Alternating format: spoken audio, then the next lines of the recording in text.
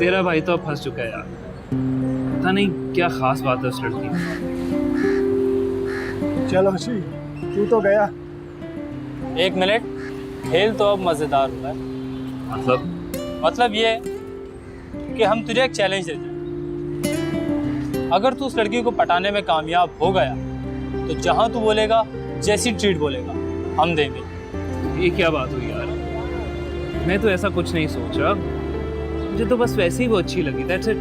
नहीं बेटा, अब तो तुझे चैलेंज कबूल करना पड़ेगा। हाँ ना, तो और क्या। ये तो खेल अब मजेदार हो गया। देख हारिफ, मॉडर्न लड़की पटाना कोई मुश्किल काम नहीं। मजा तो तब आएगा कि तू इस लड़की को पटाकर दिखाएगा। देखो यार, तुम हारिफ को बहुत मुश्किल टास्क दे रहे हो। देख यार, तू हारिफ को हल्के में मत ले। चलो भाई, ये डन हो गया। हारिफ उस लड़की को पटाकर दिखाएगा और उसे मॉडर्न बनाएगा, ऐसे ही जस्ट फॉर फन। बोल, शर्त मंजूर है? मंजूर है। और हाँ, अपनी शर्त याद रखना, तुझे उस लड़की को पटाना है, उसे मॉडर्न बनाना है। ये इश्क वगैरह के चक्कर में मत पड़ जाना। ऐसा कुछ नहीं है यार, वैसे भी I don't believe in love, just an attraction, nothing else. तुझे पता है तेरे भाई को ना ये बीमारी पहले कभी लगी है ना लगेगी। ये हुई ना बात। That's like a good boy. चलो अब कुछ खाने के लिए मंगवा लें। लाजमी बात है।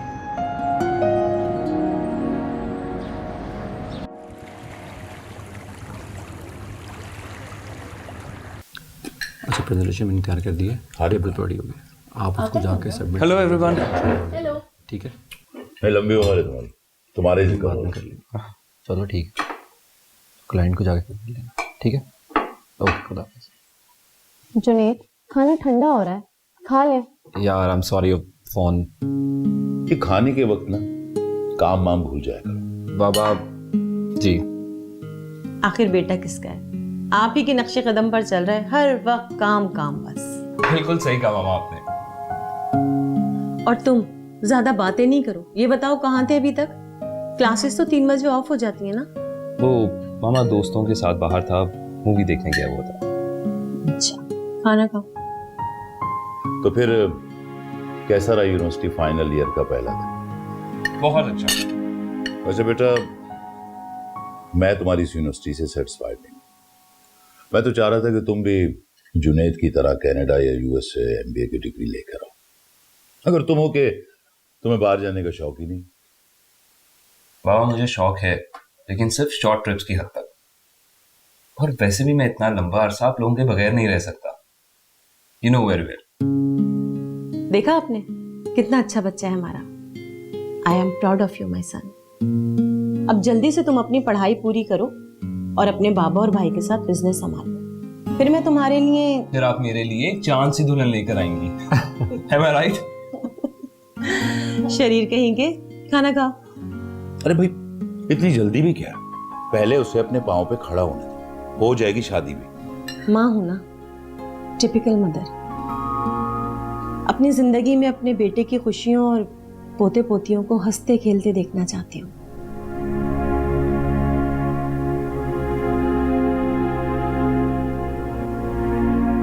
अरे भाई, जब अल्लाह की मर्जी होगी तो पोते पोतियां भी हो जाएंगे। Don't worry. पहले तो उस बच्चे को संभालिए जो आपके सामने बैठा है। तौबा है, वाकई आप किसी बच्चे से कम नहीं है। अब देखिए ना, हर वो चीज खा रहे हैं जिससे आपको डॉक्टर ने मना किया था। अरे बेगम, छोटी सी जिंदगी खुल के जीनी चाहिए। खाना खाओ।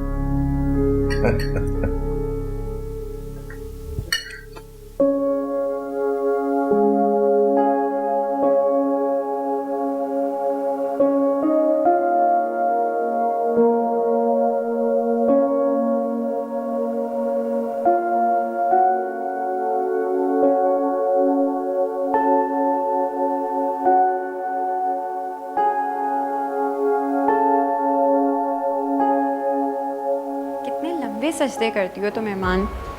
क्या बताऊं, बस आदत सी पड़ गई है अल्लाह ताला से बातें करने की। बातें करते करते वक्त कब गुजर जाता है कुछ पता ही नहीं चलता। मतलब ये तो अच्छी बात है। तुम बहुत मुख्तलिफ लड़की हो ईमान। हालांकि तुम्हें कुछ ही अरसा हुआ है यहाँ आए हुए, लेकिन ऐसा लगता है हम बचपन से साथ रह रहे हैं और बहने हो। एक अजीब सी अपनायत हो गई है तुम्हारे साथ। Thank you so much. वैसे खुश नसीब तो मैं हूँ कि मुझे तुम जैसी दोस्त मिली है। अच्छा सब छोड़ो, ये बताओ आज तुम्हारी यूनिवर्सिटी का पहला दिन कैसा रहा? बहुत अच्छा। अच्छा, चलो ये तो अच्छी बात है। वैसे जिंदगी भी कितनी अजीब होती है ना, कहाँ तुम फैशन डिजाइनर बन रही थी और अब कहाँ तुम साइकोलॉजी पढ़ रही हो। तुम जानती हो खुशबक, मुझे अभी भी फैशन डिजाइनिंग पढ़ने का बहुत शौक है, इसलिए तो मैंने मैडम सीनम की बुटीक में जॉब कर ली। और जहां तक बात रही साइकोलॉजी पढ़ने की, तो उसका शौक मुझे डॉक्टर ज़ारा को देखकर हुआ। उन्होंने कितनी अच्छी तरह मेरी काउंसलिंग की और मुझे जिंदगी की तरफ वापस लाई। बस उन्हीं को देख के मुझे भी शौक हुआ कि मैं भी यही करूं, क्योंकि मेरी नज़र में किसी दुखी इंसान को जिंदगी की तरफ वापस लाना एक बहुत बड़ा काम है। बेशक, मगर सच पूछो खुशबक, तो काम कोई अच्छा या बुरा नहीं होता, बस लोग अच्छे या बुरे होते हैं। इसलिए मैं जिस प्रोफेशन में थी मैं उसे कभी डिसोन नहीं करूंगी, क्योंकि आज मेरे पास जो भी अपनी जमा पूंजी है जिससे मैं आगे बढ़ने के काबिल हुई, वो उसी फैशन और मॉडलिंग की वजह से है। चंद बुरे लोगों की वजह से मैं उस प्रोफेशन को बुरा नहीं बोल सकती, लेकिन हाँ, मैं उस दुनिया में कभी वापस भी नहीं जाना चाहूंगी। कोई बात नहीं।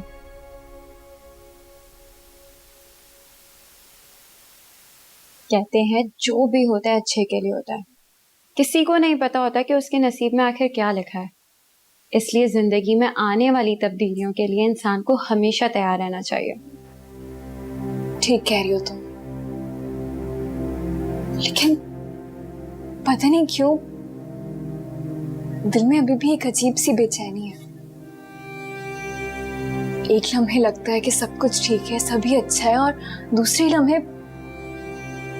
मासी की तल्ख यादें जहन को उलझा के रख देती हैं और सारी हिम्मत टूट जाती है। और फिर माँ बाप की, बहन भाइयों की कमी बहुत ज्यादा फील होती है मुझे। मैं समझ सकती हूँ, लेकिन मैं हूं ना तुम्हारी बहन, मैं तो हमेशा तुम्हारे साथ हूँ, बल्कि हम सब तुम्हारे साथ हैं, मैं बड़ी भी, और तुमने खुद को दोबारा समेटा है उस अल्लाह के भरोसे, वो तुम्हारा साथ कभी नहीं छोड़ेगा। चलो अब तुम आराम करो, मैं आती हूँ फिर थोड़ी देर में, सही है?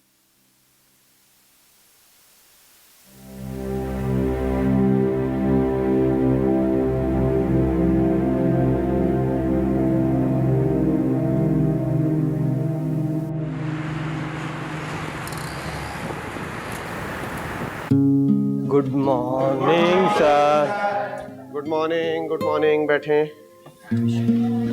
जी क्या हाल चाल है स्टूडेंट्स, ठीक ठाक हैं आप लोग? जी तो स्टूडेंट्स, आज हम पढ़ेंगे स्किज़ोफ्रेनिया के बारे में, एक ऐसी बीमारी जो डिप्रेशन और एंजाइटी का नेक्स्ट लेवल है। लिहाजा इस बीमारी को स्टडी करने से पहले हमें डिप्रेशन, उसके सिम्टम्स, उसके रीजंस और इसके रिएक्शंस के बारे में भी जानना पड़ेगा। आपने अपने इर्द गिर्द डिप्रेशन के शिकार बहुत से अफराद को देखा होगा, जो आपके फ्रेंड्स भी हो सकते हैं या आपके फैमिली सर्कल में भी हो सकते हैं। डिप्रेशन और एंजाइटी के शिकार पेशेंट्स अपने मसाइल से जान छुड़ाने के लिए शॉर्टकट्स की तलाश में रहते हैं, जिन्हें हम टेम्पररी एस्केप्स कहते हैं, जैसे कि ड्रग्स या फिर सेल्फ हार्म, खुद को नुकसान पहुंचाना।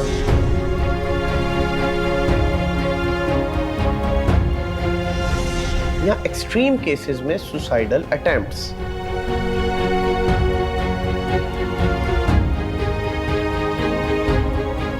सर यस सर, ये डिप्रेशन कंट्रोल कैसे किया जा सकता है? Very good question.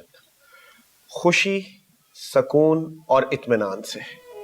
ये तीन चीजें कभी कभार इंसान के लिए रोटी, कपड़ा और मकान से भी ज्यादा इंपॉर्टेंट हो जाती हैं। क्योंकि जिस तरह इंसान को फिजिकली जिंदा रहने के लिए ऑक्सीजन और खाने पीने की जरूरत है, इसी तरह मेंटली नॉर्मल रहने के लिए खुशी, सुकून और इत्मीनान बहुत जरूरी है।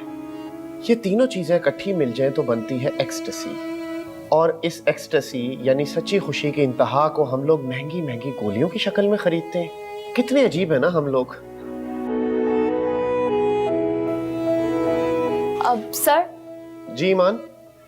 सर ये एक्सटेसी मतलब सच्ची खुशी की इंतहा ये इंसान को कैसे मिल सकती है? बहुत आसान है। अपने इर्द गिर्द देखिए, अपनी जिंदगियों का जायजा लीजिए और सोचें कि ऐसा कौन सा काम है जिसको करने से आपको खुशी मिलती है, इत्मीनान मिलता है। मगर याद रखें, खुशी का मतलब हैप्पीनेस है, नॉट प्लेयर। तो जिस काम से आपको सच्ची खुशी मिले, जैसे इबादत करना, किसी की मदद करना, किसी को पढ़ाना या कोई क्रिएटिव काम, उस काम को अपनी रूटीन और अपनी जिंदगी का मकसद बना लें। आपको सच्ची खुशी भी मिल जाएगी और आप दुनिया के लिए प्रोडक्टिव भी साबित होंगे। You will play your part before you leave this world.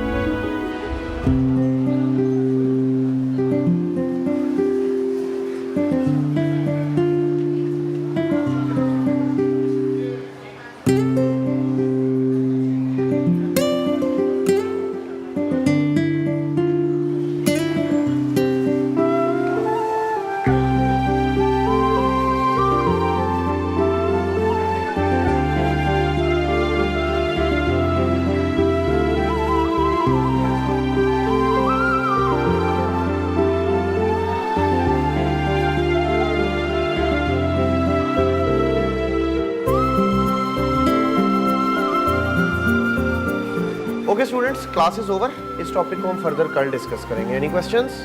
No. Okay, take your time. खुदा हाफिज।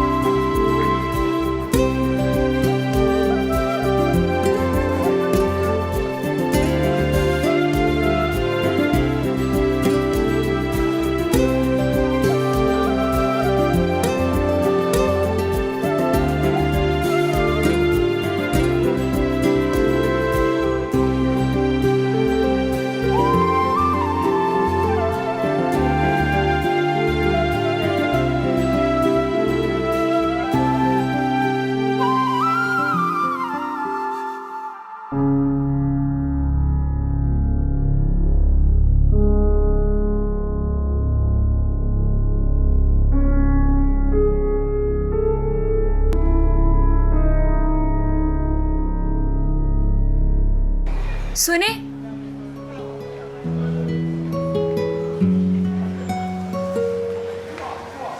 हेलो, मैं आपसे बात कर रही हूँ। जी? आप मुसलसल मेरा पीछा कर, मुझे बेवकूफ मत समझिएगा। मैं कब से नोटिस कर रही हूँ आपको। यानी आप भी मेरा पीछा कर रही हैं? क्या? आई एम सॉरी, वो एक्चुअली क्या है ना, मेरी एक गर्लफ्रेंड थी। 2 साल पहले मेरा और उसका ब्रेकअप हो गया था। तो आपकी उससे शक्ल बहुत मिल रही थी, मुझे लगा कि शायद आप वो हैं, बस इसीलिए। एक्सक्यूज मी, मैं वो नहीं हूँ जो आप मुझे समझ रहे हैं। और प्लीज आइंदा मेरा पीछा करने की कोशिश मत करिएगा, वरना आप जानते हैं कि आज की औरत कमजोर नहीं है। जी, आप जो कह रही हैं बिल्कुल ठीक कह रही हैं। बस मुझे तो आप मेरी वो लगी थी, मेरी कोई गलत इंटेंशंस नहीं है। सॉरी।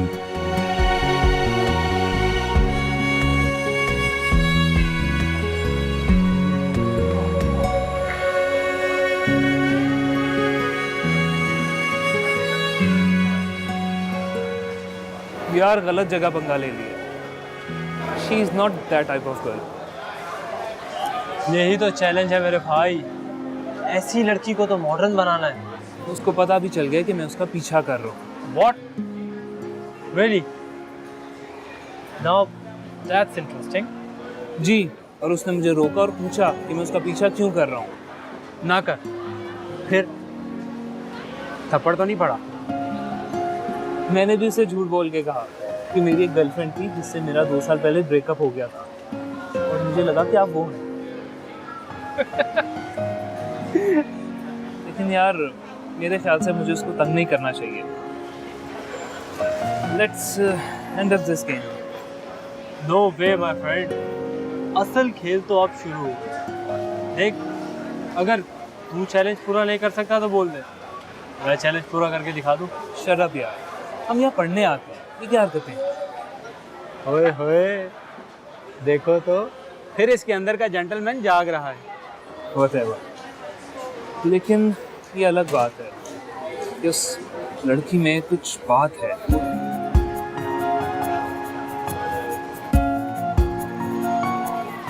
बड़ी भी ये क्या कर रही थी आप? कबूतर मर गया, उसे दफना रही थी। दफनाने की क्या जरूरत थी? आप उसे बाहर रख देती। नहीं नहीं, उसको यहाँ दफनाने से ना मुझे एहसास रहेगा कि ये मेरे बिल्कुल करीब है। बड़ी भी एक बात बता, आप इतनी सेंसिटिव क्यों हैं?